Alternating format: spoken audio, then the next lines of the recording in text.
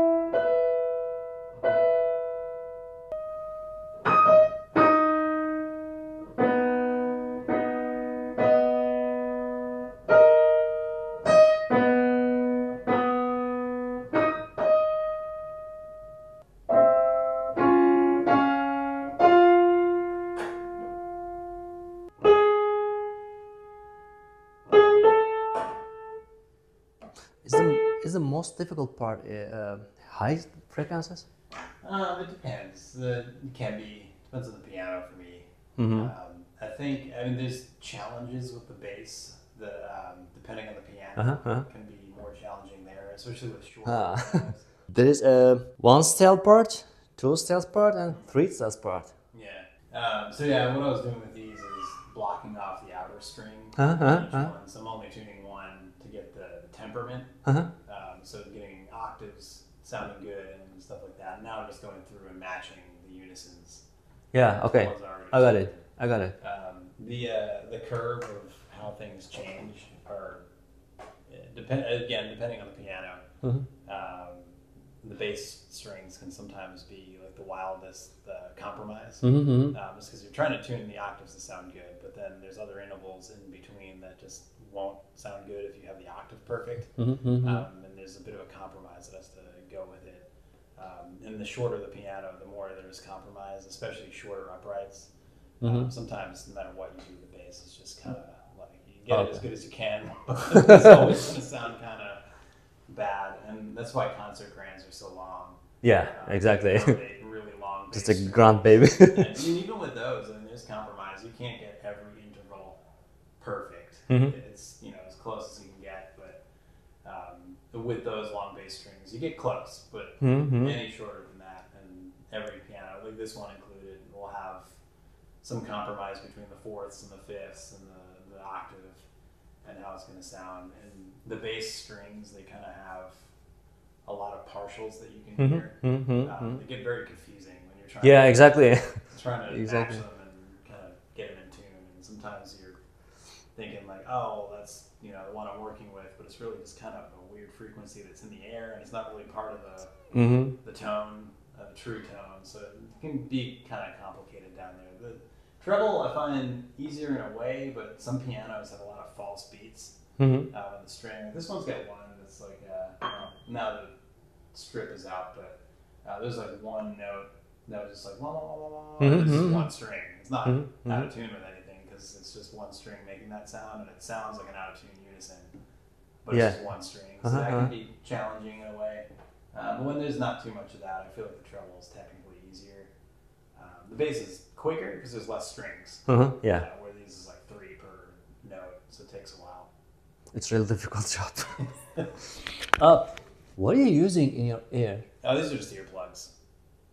Oh. Yeah, just to protect they're not all the way in, but just from the I'm sitting in front of it all day, every day. Yeah. Just to protect it a little bit. Because what I'm listening to, I'll always go back through for the unisons once, and then just to take them out and listen again. But to bang on it all day, it's just it's kind of protecting the hammer strike noise. So it's how many piano tuning in a day? A lot of times it's about 3. 3?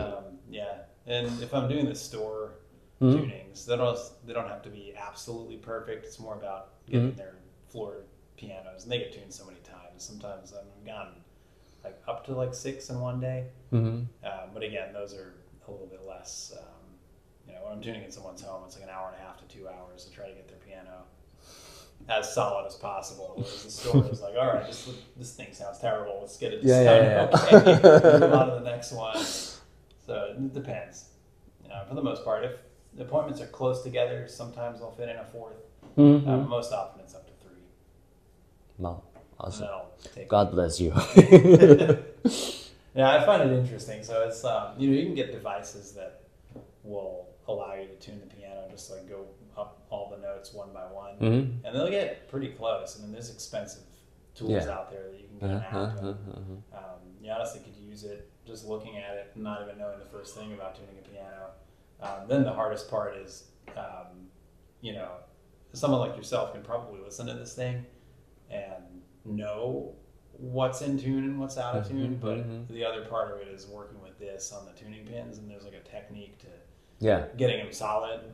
You could put it in tune and you'll hit one note and it'll go boom, just kind of out of tune. So getting them to a point where it'll actually stay for a few days is the other challenge. That was the hardest part for me. I feel like learning how to do it is the learning curve of working with the tuning pins and getting it to a point where it's like relatively equalized stability in the string. Because there's friction points here and down there, and sometimes you kind of, again, all pianos are different, so some of them you just really feel like it wants to stick, and you'll turn it and won't really do anything, and all of a sudden it'll go and it'll go way high, and then you're trying to like get it in tune, but it doesn't want to stay where it needs to be. So that's the hard part too. Yeah, it's exactly. Not just like, let's turn it until it's in tune, and there you go. It's kind of twofold. Really interesting thing, because you're moving very short moves and everything is changed. This is, it may have been sounding a little wild, but it's not that far out of tune. It's just like all the unisons are out a bit, and then you might have a unison up here where it's sharp, and then one here that's one string is flat, and so when you play the octave, it sounds even worse. But they're not that far off. So, sometimes I'll tune a piano that's way, way flat, and so I have to go through it once and just go and like pull everything up the pitch. Or this is just kind of nudging things into place, and even then you can hear it change pretty drastically sometimes. Okay, great. Really, you're doing a really great job. Thanks.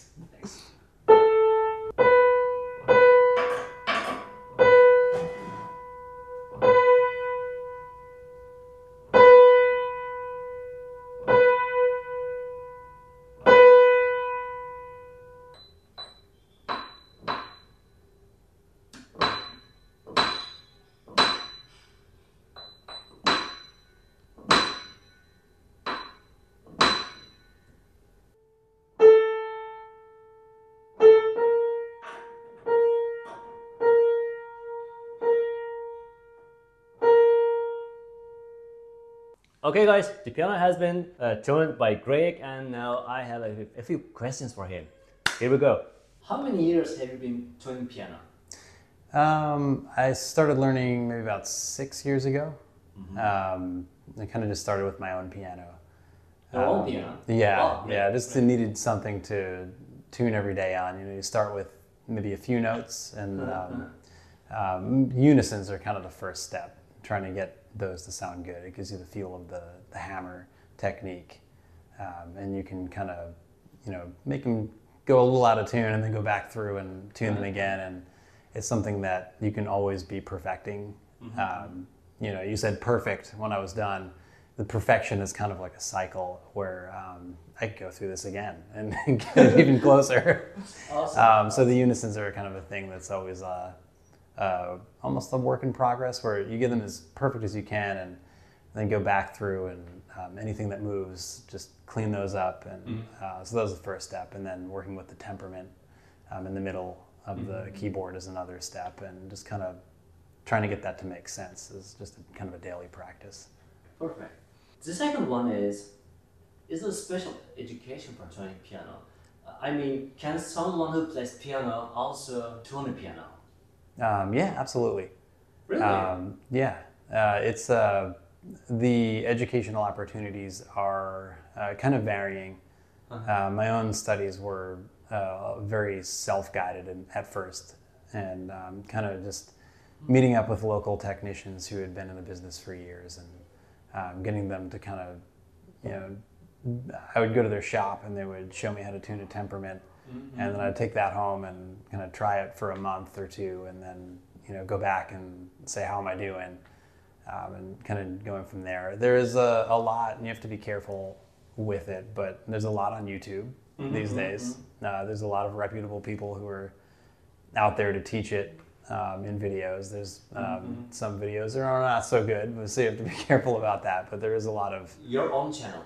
I don't have one, no. Oh, okay, okay. But there's several people who are out there who... Okay, okay, it's great, it's great. Who do. What is the most difficult part of tuning a piano? I think for me it depends on the piano. They can all be different. So some have really tight tuning pins, or a lot of friction at the bearing points where it's really hard to get the string rendered in the exact location that it needs to be, and the exact tension to be at the frequency that you really want it to be what you're feeling is in tune for that note. Some pianos, that's really easy, but then I was talking about false beats, which are kind of a phenomenon that can arise for various reasons in pianos. In the treble mostly, I find it. It can make it difficult to tune clean unisons, because if one string sort of sounds out of tune, it's, you know, hard to get them all to be a clean sound. Although depending on what's causing it, sometimes you can kind of tune it to cancel them out. So it's... I got it. What is the ideal room temperature for keeping the tune clean? Not so much about temperature, but consistency. So it could be 72 or 78 even. It's more about humidity level, and trying to keep it at a consistent 40 to 50% relative humidity. The temperature... I'm keeping this room normally 25. Is it... is it Celsius? Yeah. Oh, okay. I'm trying to think This about one? what that is in Fahrenheit. It's 77. Oh, 77. Fahrenheit. Yeah, 77 is fine. Yeah, what you want is relative humidity at a certain point, like 40 to 50%. Okay, I got it. And that being consistent is the best thing. Try not to have direct sunlight come in the window, things like that. As far as the temperature, you do want it to be consistent, because you know, warming or cooling can have an effect on the instrument. But, you know, 74, 77, it doesn't necessarily matter as long as it's consistent. Exactly. You're right. Okay, last one. What's the best piano brand? And how you will rate this one between 1 and 10? That's a tough question, and I don't mean to back out of it, but it's I wouldn't say there was a best piano brand. There's brands that excel in certain areas. Like you want to start with Steinway, everyone knows that name. They're great instruments. They are the most handmade instrument, and their price reflects that. They're very good pianos. I've heard people say things about other brands that if they're in a recording studio, sometimes certain other brands will excel in that area, and that they're coming out of the factory very consistent, so they know exactly what they're going to get. So it's really hard to say what the best brand is. And talking about this instrument, I would call it like a mid-grade grand. It's certainly not the absolute top of the line out there, but it's it's a solid instrument. Okay. Tuning up good and. My first piano was a player. Oh wow! When I was a kid, when I was 6 years old, made in France. Not heavy like this one. It was made in 1785. Very old one. Oh, wow! Yeah. It's antique, you know. Yeah. But I love that one. But my favorite is right now is Bechstein. Bechstein's tune is really incredible. Steinway is a good one, but it's not cheap like Bechstein. Right. You know? This one clear and bright. I really love a bright sound on the piano. Yeah. What's your opinion? Bright tunes or more natural? As far as what I prefer, again, it's one of those questions that really it depends on what type of music you're going to play. Yeah, that's the most important point actually. And so I think if you're playing some warm classical pieces, sometimes getting that dynamic control can be a little bit tough with a very bright piano. It also can vary what's causing the brightness, if it's hard hammers or things of that nature. So again, it's one of those things that can vary greatly. Okay. Thank you so much for your time, Greg. You're welcome. You did Thanks for having great me. job. Thank you. Do you have a social media account? I don't. don't have? I kind of live in a cave in that area. I don't have a YouTube channel. Don't. Okay. I have a website. You have a website? Yeah, I do have a website. It's, can you give us? Absolutely. It's caparispianoservice.com. Okay, I'll add on the video. Thank you so much one more time. Yeah, you're welcome. Thank you.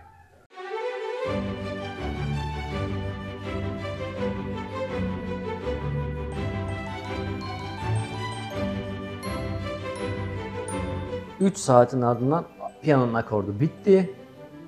Greg'le biraz konuştuk. O iş yaptı, ben yoruldum. Bu gerçekten uzun süren bir iş. Piyanonun o 88 tuşunu, bütün o skalayı baştan sona birkaç kere geçiyor. Üçlüsünü, beşlisini falan ayarladı, bir şeyler yaptı. Zaten iyi çekimler de yaptım. Sizinle paylaşacağım bunları. Normalde yılda 2 defa falan, hadi bilemediniz 3 kere falan maksimum akor yapılması kafidir bir piyano için, ama Texas biraz sıcak ve nemli bir yer.